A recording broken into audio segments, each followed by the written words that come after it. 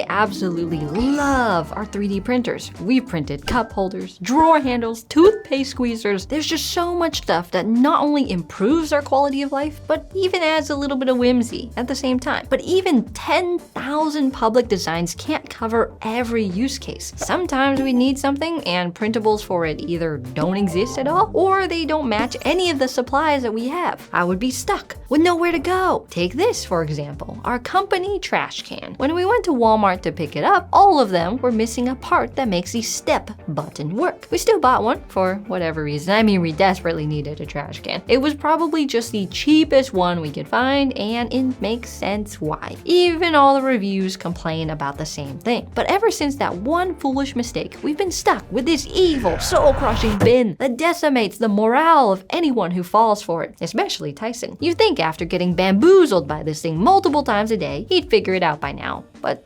nope. To add insult to injury, after falling for the broken open button, we now have to open the lid with our bare hands. It's unsanitary. Naturally, a part this simple is theoretically perfect for 3D printing. But alas, no files exist. There was nothing I could do. But then I thought, what if I just whipped up a fix myself? That's the power of 3D printing. You can just make about anything. I got into 3D printing because I truly believe that, except I have pretty much zero experience or knowledge in making 3D models, much less functioning ones. Where would I even start? Even picking out which software to use seems complicated, but I wasn't going to let myself be deterred at step 0. There's too much at stake here. And by that, I mean the honor and pride of everybody in the office, including myself. So I said, screw it, and dove headfirst into this journey. One way or another, the team and I were going to fix this problem and maybe even a bunch more along the way. The first order of business was scouting out which software the cool kids online were using nowadays, and which one of those would be the best for a complete beginner such as myself. Now, after some deliberation, I settled onto something called Onshape. Apparently, it's easy to pick up, and I can use it all in the convenience of my browser. How crazy is that? No installation required. It works on Linux too. There is one major downside to Onshape though, and it's that anything you make is free for any John Smith to take a look at, unless you're on the paid plan. But I'm not designing my magnum opus here, so that's a-okay with me. As someone that's taken on a lot of hobbies and skills for the channel, I know it's usually best to start with something small. So rather than try and make something completely from scratch, I started trying to alter an existing 3D print model. Check out this nice looking lamp. Now, most lamps on Maker World are designed to fit these Bamboo Lab pucks, but we have our own pucks lying around the office that could afford to see a little more use. All I would have to do is make the hole a bit bigger. It should be a piece of cake. But when I imported the model into Onshape, I was immediately stopped in my tracks. I couldn't edit the model. When I clicked on it, it just highlighted the whole thing. I couldn't do anything with it. What gives? I ran into the arms of the internet to figure out the source of my woes. It turns out not all 3D models are created equally. Speaking of things that aren't created equally, there's another thing that just doesn't make much sense. Every day, there's a ton of drivers on the road, and some mornings, there's not much traffic. But other days, it's crazy busy, which means the likelihood of a car accident goes up a ton. But thanks to our sponsor, Red Tiger, and their F7 Elite dashcam, we can stay protected while driving. Unlike standard dashcams that look like it came from CCTV footage in 1985, the Red Tiger F17 Elite dashcam has up to 4K video, offering you extremely crispy footage. No arguing with insurance about who was at fault for a car accident, and if you find yourself driving at night a lot, the F17 Elite is also the world's first full night color dashcam. The clarity is not only great at night, but during the day, I was able to pick up license plates easily, which is perfect for anything I witness on the roads. Setup was easy. It took a measly 5 minutes for the front, 5 more minutes to set up the rear. It was perfect for safety checks when changing lanes. The Red Tiger F7 Elite app is also easy to use. Connecting just requires pressing a button on it, then your phone automatically connects to its Wi-Fi. And then you open up the app. From there, downloading footage is a breeze. So stop losing out on insurance claims because your current dashcam is a literal potato. Use our code RTF17E025 on Amazon or F17ECAM on the official site to get an extra discount. Links are in the description.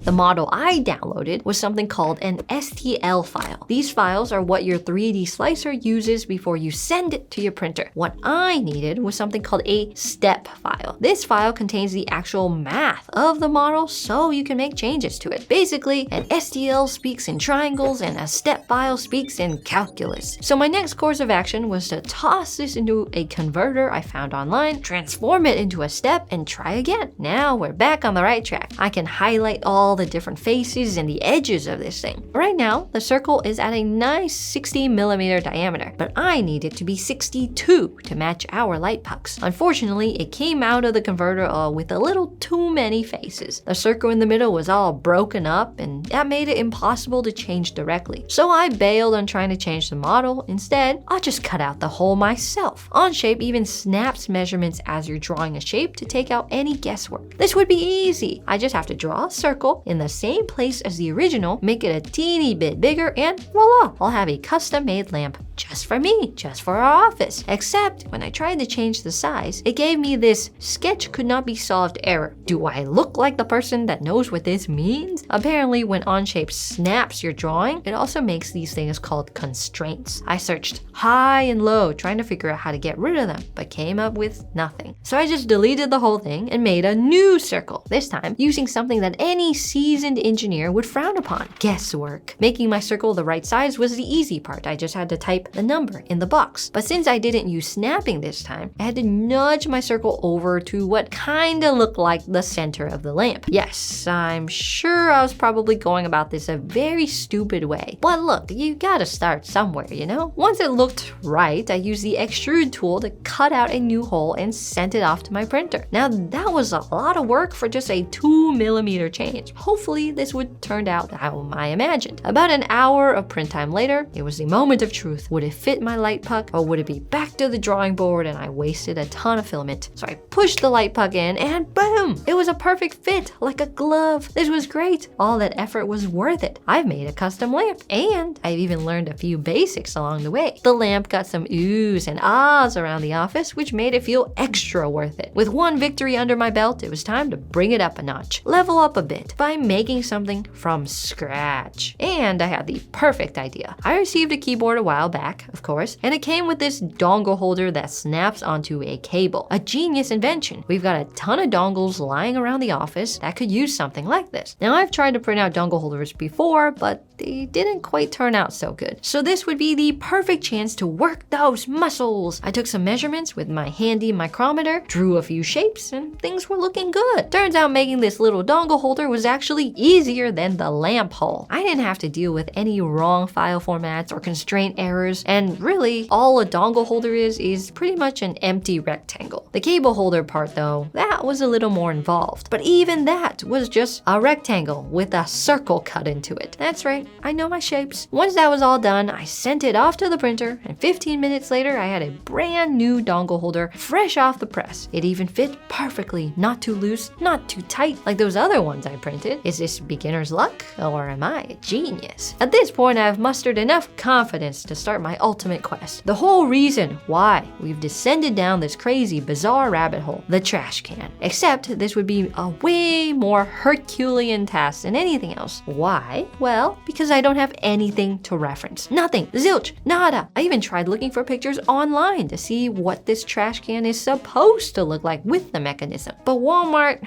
they're pretty secretive about trash can mechanisms. Where do I even start? I stared at a trash can, opened it, closed it, moved around, opened it, closed it for like half a day. Then I had an epiphany, a revelation. I think I figured out how it works. And if I'm right, this would be easier than I thought. I think I can make this work with two parts. The first is something to attach the hinge thing at the back of the step. The second would be a really long stick. I could see it in my mind's eye. You see, the pedal is something like a lever. You step on one side, the other side goes up. It's a seesaw, if you remember middle school science. Once you push down on the lever, the other side pushes the stick up. It pops the lid open. I'm a genius! I fired up a fresh new file on Onshape and got to work on making this hinge piece. Unlike the dongle holder though, this would take me a few more tries to get it right. My first iteration was way too small, or rather too thin. Either way, for whatever reason, my printer only made half of it. There was no way this tiny piece of plastic was going to hook onto the hinge like I imagined, but I think I was on the right track. If I just made it bigger, maybe it'd fit. So I beefed up the edges a bit more, sent it off to the printer for round 2. This time, it fit perfectly. Well, almost. It came off a little bit too easily, but it was an easy fix for the third version. My brilliant invention was coming to life. All that was left was the stick. Now you'd think that this would be an easy thing. You just make a really long rectangle. There's actually one big problem with that. A long one, really. The length of stick I needed was bigger than all my 3D printers, which means I'd have to split it into 2 separate parts. And to connect those parts together, it would either be glue or I had to design a way for them to fit together and stay together like puzzle pieces, which I tried to do. Real designers don't use glue. We're not barbarians. Except it turned out that even though my sticks technically fit together, they kept falling apart with the slightest bit of pressure. So it was super glued to the rescue. And I also double-sided taped it to my hinge piece. I know.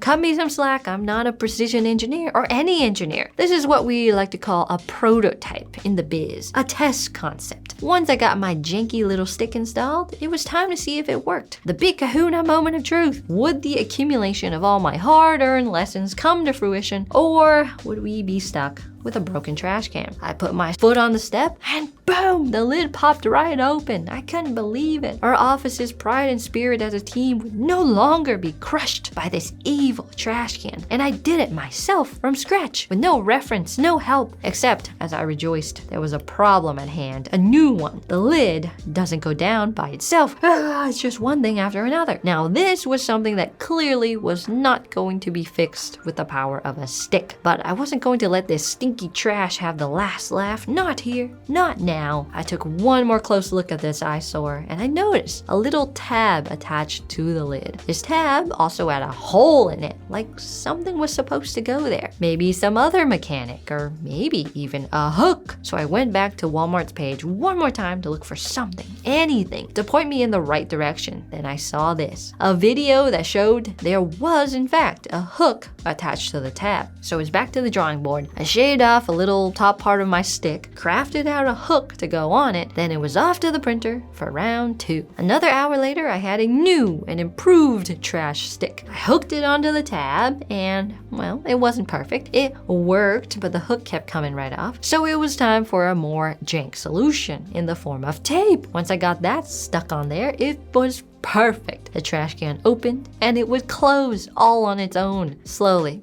Very slowly. So after about a week's worth of effort and learning in Onshape, I'm honestly pretty proud of myself. I've learned how to modify pre-existing models, how to make something from scratch, and even fixed an incredibly niche and obscure problem, all with the power of 3D printing. For where this rabbit hole got me, I'm pretty proud of myself. I'm honestly surprised how far I was able to make it in so little time. I'm not an engineer or 3D modeler. I use tape and glue and all sorts of things a good designer would frown on. But the feeling of learning and bringing my own design to life from scratch, it's a pretty good feeling. It really deepens my faith in 3D printing as a technology. Sure, it's great for printing little toys and knickknacks, and sometimes even legitimately cool gadgets that don't exist anywhere else. But being able to take fate into my own hands and create something to fix a real problem in my life, that's next level. That's real value. Maybe I ought to read up on a mechanical engineering book or something. Is there a book for dummies or videos or a course?